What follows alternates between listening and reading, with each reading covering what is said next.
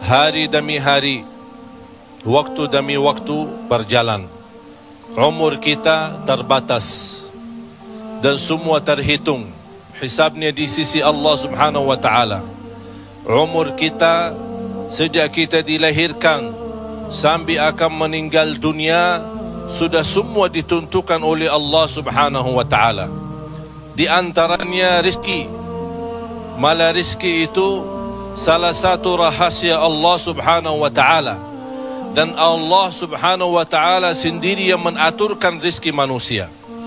Bukan hanya rezeki manusia, bahkan seluruh makhluk Allah di muka bumi. Wa ma min dabbatin fil ardi illa 'ala Allahi rizquha. Setiap makhluk yang berjalan di muka bumi, Allah Subhanahu wa taala yang mengaturkan rezekinya. Walaupun rezeki kita sudah ditentukan oleh Allah, tapi sebagaimana kata Amirul Mukminin Umar bin Al-Khattab radhiyallahu anhu, inna as-samaa'a la tumtiru dhahaba. Ketahuilah langit itu tidak akan menurunkan hujan emas. Walaupun rezeki kita sudah ditentukan dan ditakdirkan oleh Allah Subhanahu wa taala, tetap kita punya kewajiban untuk berusaha. Allah Subhanahu wa taala menerangkan banyak di dalam Al-Quran, fa idza qudiyatis shalah fantashiru. Bergeraklah, berjalanlah, berikhtiarlah, berusahalah. Fantashiru fil ard wabtaghu min fadlillah. Carilah karunia Allah, anugerah Allah, rizki Allah. Orang mukmin yang percaya kepada Allah dan senantiasa dia berikhtiar dan berusaha, tetap memiliki keyakinan, menggantungkan hatinya kepada Allah Subhanahu wa taala. Itu yang namanya tawakkal qalbu. Bukan hanya tawakkal usaha, bukan hanya kita percaya kepada kemampuan diri kita atau kita percaya kepada kecerdasan kita, tapi tetap kita senantiasa memohon pertolongan Allah Subhanahu wa taala. Dan segala amalan itu tergantung niat. Innamal a'malu binniyat wa innama likulli imri'in ma nawa. Kita punya amal, tapi sebelum kita beramal, sebelum kita berusaha, sebelum kita berikhtiar, tolong Bapak Ibu jangan lupa nawaitu. Saat kita mencari nafkah dan rezeki, nawaitu dia untuk apa? Jadikan rezeki itu adalah jembatan yang membawa kita mendapatkan ridha Allah, jembatan membawa kita masuk surga Allah. Itulah nawaitu. Hal-hal kecil dengan nawaitu bisa menjadi besar di sisi Allah Subhanahu wa taala. Ada orang nawaitu dia mencari nafkah dan rezeki, begitu dia mendapatkan rezekinya, dia nawaitu untuk memenuhi hak-haknya, kewajibannya terhadap istrinya, kewajiban terhadap anaknya. Sampai Rasul bersabda, sampai seorang suami suapin istrinya diberikan pahala sedekah. Coba bayangkan, berarti nawaitu itu sangat berarti. Oleh karena itu Bapak Ibu jangan tinggalkan nawaitu. Di mana Anda berada, apa urusannya, mau kemana, tolong dihadirkan nawaitu. Karena dengan niat, disitulah akan kita sama-sama mendapatkan petunjuk Allah Subhanahu wa ta'ala. Semoga senantiasa kita dalam ikhtiar dan usaha kita, selalu kita menambah keyakinan dan kepercayaan kita kepada Allah Subhanahu wa ta'ala. Hari ini kita berusaha berikhtiar, menghadapi sedikit kesulitan dan kesusahan, jangan kita berkata, kenapa Allah tidak melancarkan rezeki dan usaha saya? Tapi harus bertanya kepada diri kita, apa salah saya? Apa kekurangan saya?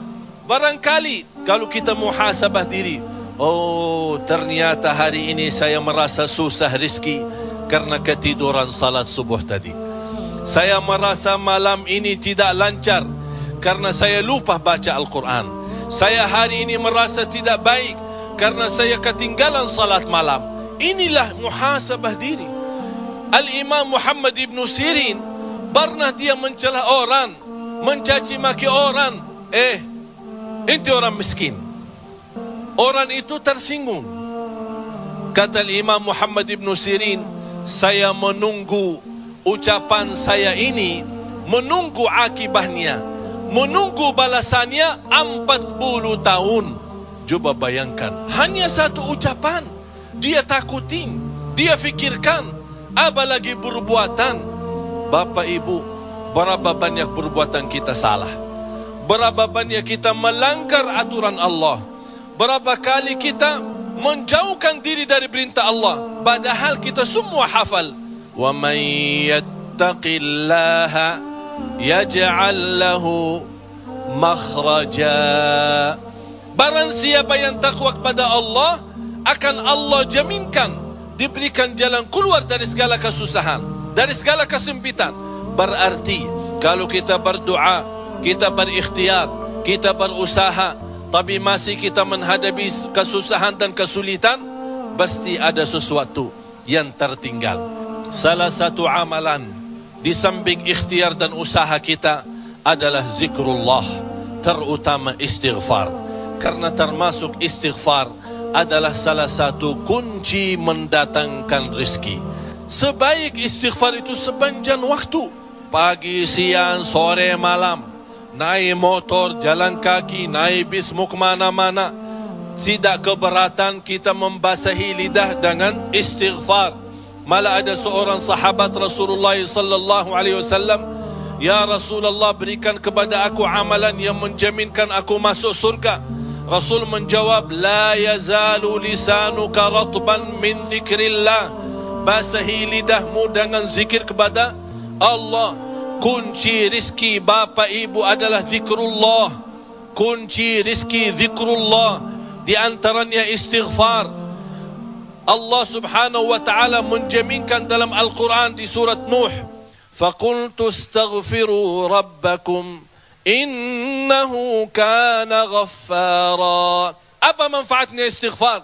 Yursilis samaa alaikum midrara wa yumdidukum bi amwalin wa banin wa yaj'al lakum jannatin wa yaj'al lakum anhara. Dengan istighfar terjamin keturunan. Dengan istighfar kemudahan rezeki. Dengan istighfar kelancaran usaha. Dengan istighfar kesembuhan dari penyakit. Dengan istighfar banyak kemudahan dan kemuliaan yang kita dapat. Kalau memang ingin ditambah rezeki kita, kalau belum sempat haji, kita ingin berhaji. Kalau kita sudah haji, ingin Allah menambah kita bisa haji lagi. La in syakartum lazim. Jadilah hamba yang bersyukur, karena nikmat Allah memang Bapak Ibu tidak bisa terhitung. Nikmat Allah begitu banyak di setiap waktu dan setiap saat, lahir dan batin. Wa in ta'uddu ni'matallahi la tuhsuha. Oleh karena itu, jangan anda menjadi orang-orang yang mengkufri nikmat, tapi jadilah senantiasa mensyukuri nikmat. InsyaAllah dengan syukuri nikmat dan sabar menghadapi ujian dan cobaan, kita bisa menjadi hamba yang diridai Allah. Kalau Allah sudah ridha kepada kita, InsyaAllah segala amal ibadah kita akan diterima, dan segala usaha dan ikhtiar kita akan dipermudahkan oleh Allah subhanahu wa ta'ala. Bapak Ibu, yang terakhir, tidak boleh kita lupa doa. Rasul kita sallallahu alaihi wasallam selalu berdoa kepada Allah subhanahu wa ta'ala. Padahal dia Rasul, terjamin pertolongan Allah. Senjata orang mukmin adalah doa, dan pintu langit bisa dibuka dengan doa, dan doa itu kapan saja dan bisa sampai kepada Allah tanpa waktu dan tanpa batas. Selama kita masih berdoa kepada Allah, selama masih kita memohon kepada Allah, Allah akan senantiasa mendengar doa kita.